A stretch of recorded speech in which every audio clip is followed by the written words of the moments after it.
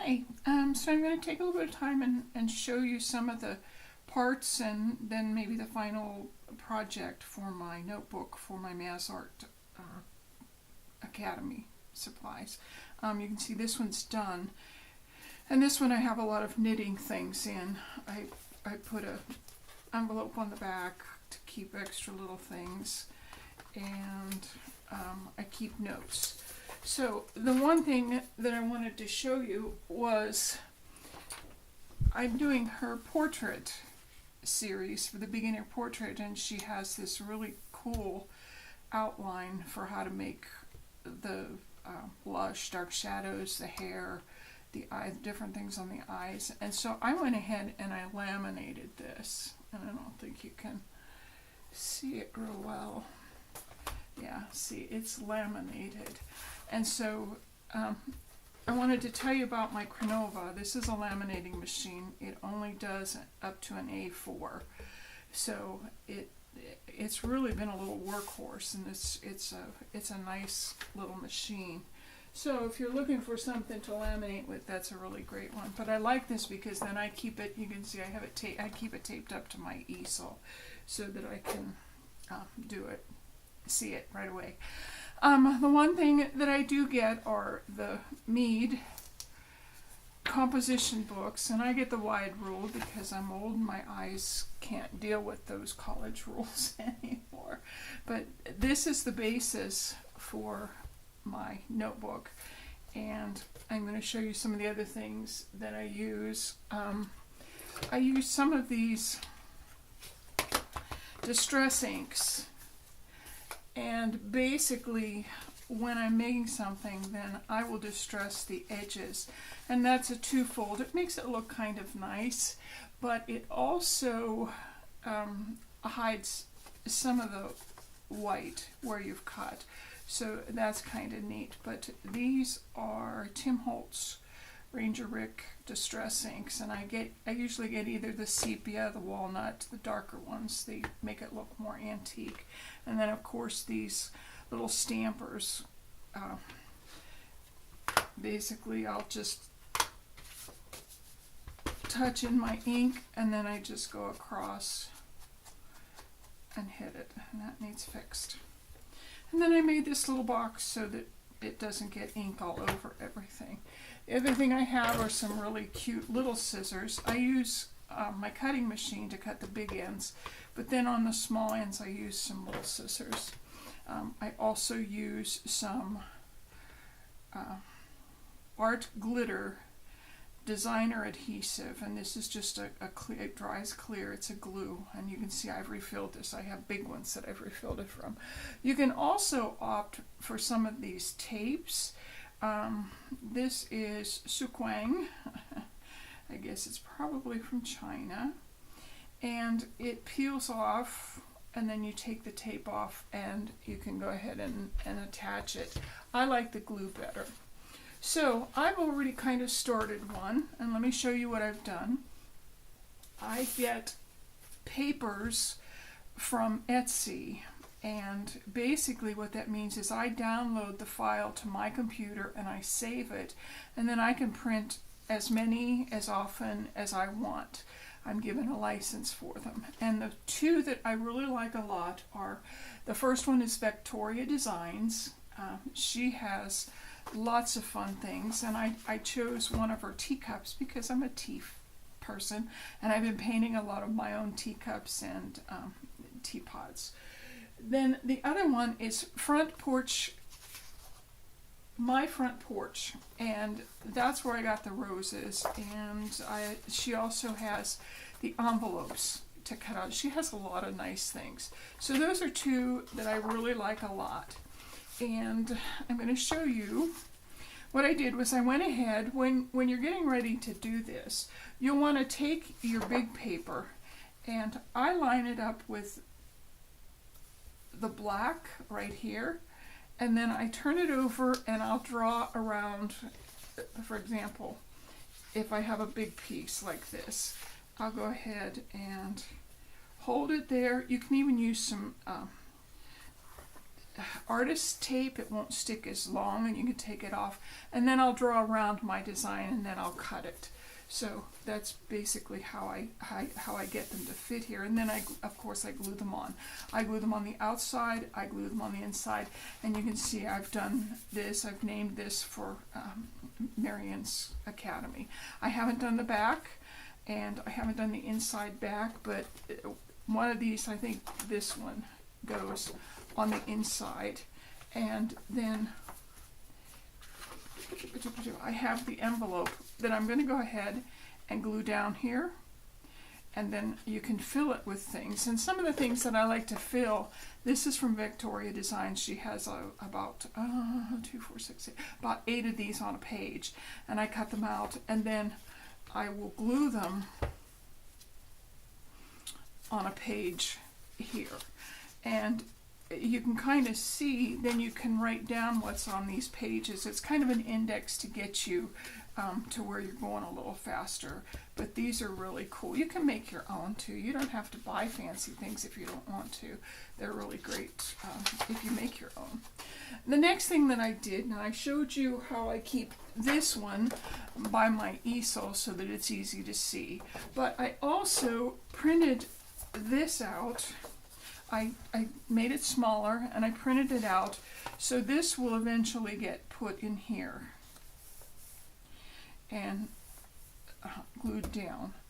And then I'll have those recipes in my notebook if I ever want to go paint somewhere other than where my easel is. Now each of these pages are going to have things in them. For example, right now I'm doing the portrait page. I've already done her beginner set, so I'm doing a portrait page. So I'm going to put a portrait here, write the portrait on here, and then I will go ahead and write, I liked how Sandra showed us what she does. She prints out Maz's color charts for each picture, and then she writes down what the recipe was. So I'm going to do that too. I thought that was so interesting, so good.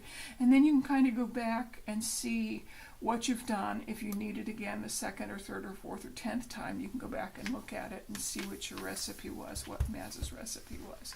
So I think that will really come in handy.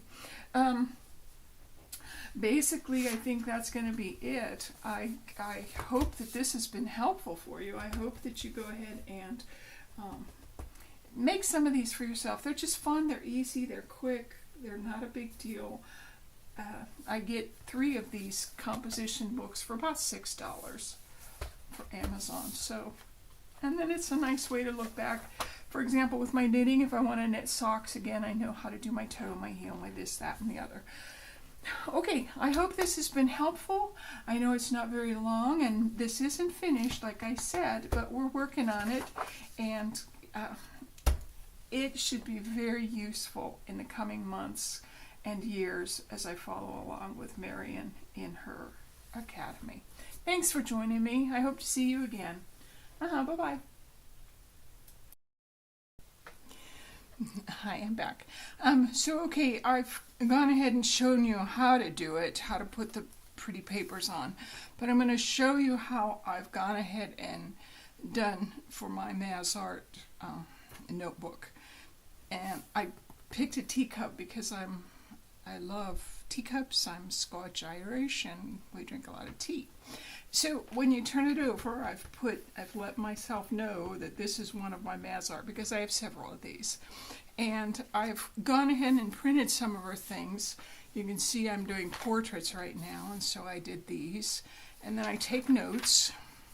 I take quite a few notes on how to do this. And then I went ahead and I started the Copper and Bloom. Even though I'm working on portraits right now with Maz, I did the Copper and Bloom just for something different to do. And you can see I've kind of written notes on how to make the colors that she gives us for these really nice charts. And then I've gone ahead and I've started the Crimson Collar too, and I have to get the little color chart and then these tabs. So that's about all I have done, and you can see I have quite a few pages that I can fill. In the back, what I've done is I have the tabs. I've printed quite a few tabs that I can keep putting in here to let myself know where I'm going, and a little envelope I've made. But I've also started at the back with just basic notes, and for example, I'm taking another class with Evolve, and I have their colors, their numbers, because sometimes you want to buy a different, this is Old Holland paint that they use, and so you want to buy a different paint, but if you follow the numbers that they are, like this one, titanium white is pigment white 6. Now there are lots of different whites, and some of them might have plus something. If you can get a pure pigment, then you'll do better. For example, this one, the Old Holland yellow green, is a pigment white 4, a pigment yellow 3, a pigment green 36, and a pigment yellow 53. Now this will be harder to get when you're mixing colors. This will be harder to do.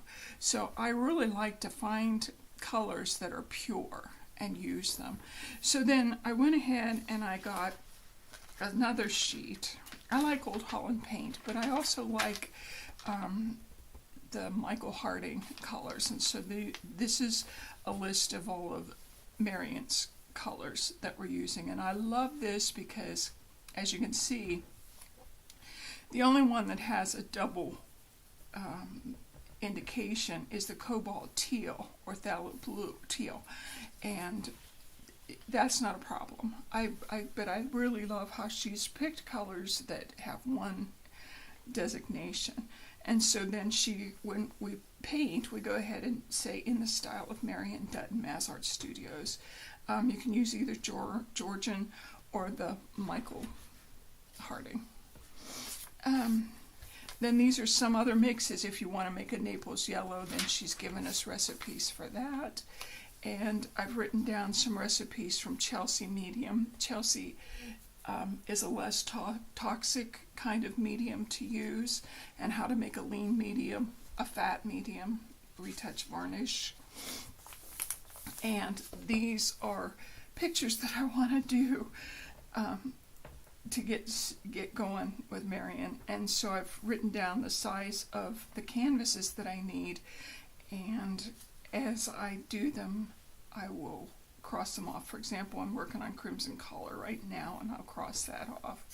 So, and then these are some other things that I want to do, and I start, like these are the beginner pictures, and I'm working through the beginner pictures, and then the intermediate, and then as I find generic notes, I'll just put them in the back, which keeps them separate then from the pictures that I'm actually painting. Okay, I hope this has helped you. The one thing that I will tell you, when I'm taping or I glue these in, what I've noticed is they start taking up quite a bit of room. So I'm going to go ahead and print them like this, and you can see I'm covering this because I'm sure Marion doesn't want all of her information just broadcast.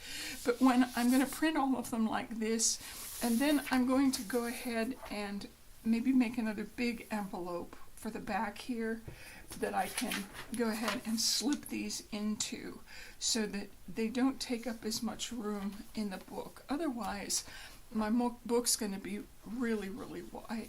Okay, I hope this has helped you. I hope you have fun making these. These are just pretty, and they're fun to make, as well as when you're painting, they give you information that you need. So, thanks for joining me. I will see you again. Bye-bye.